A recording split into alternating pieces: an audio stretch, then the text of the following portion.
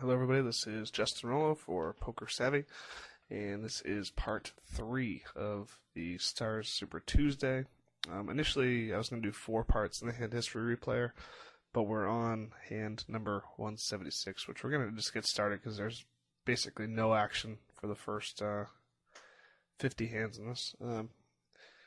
So we'll start this obvious fold here, but we're going to go, we're on hand 176 right now. We're going to go to hand 319, which will join live coverage at that point. Basically what I did and what I described in the other videos is I recorded the video live from the end of this tournament from hand number 319 on to hand number 503, which was the last one. So there's about 190 hands. We're obviously going to be raising ace-king here, but basically what I did is we'll join the live video because we'll get more of a feel for the table, and I'll be adding narration in from part 4 on, but this time we're just going to zoom through these hands until 319.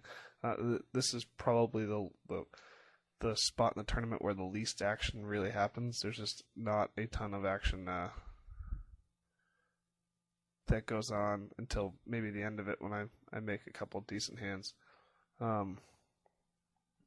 we'll just kind of zoom through. I don't really know if there's going to be a whole lot of interesting spots here. But this is the one part where the hand history replayer does a great job because we can just zoom through stuff. We don't really need to worry about huge spots of inactivity because it goes a lot quicker, whereas if we're going on a live video, it obviously takes a lot longer to go through hands. When we take a look at our table setup, we're going to see X Tracy, who we have described as on the tight side of things, mildly nitty. She's directly on our left, so when we're in late position, we can open a decent amount, just based on her being there. If the table wasn't exactly like it was, she's a good person to have on your left because she's pretty tight. I don't think she'll be re-raising us super light. But then if we look 2 to our left, we have Ocho 4950, who's been extremely tight, but he also has now about 9 big blinds or so.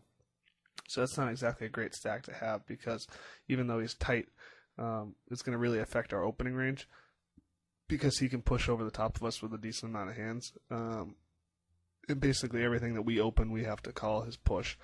But even that alone wouldn't be enough to really shrink our opening range. But then we have Unskilled, who also has a pretty short stack, and then Mormon also has a pretty short stack. So we have 3 people all to our left, all with around 10 big blinds, so it really shrinks our opening range.